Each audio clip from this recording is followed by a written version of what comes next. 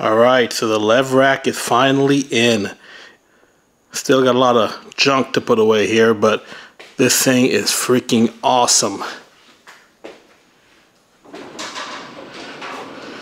Haven't gotten it all packed out yet, but it is pretty freaking incredible how much stuff you can actually fit in here.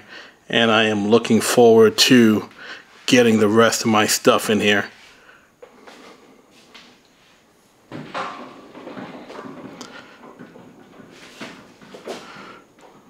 You can fit a whole bunch of stuff in here in a relatively small footprint.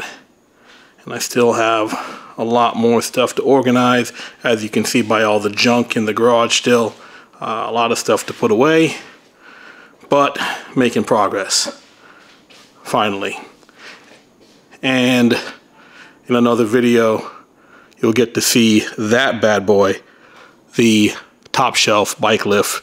That's pretty neat. So more to come. Subscribe. Stay tuned for more.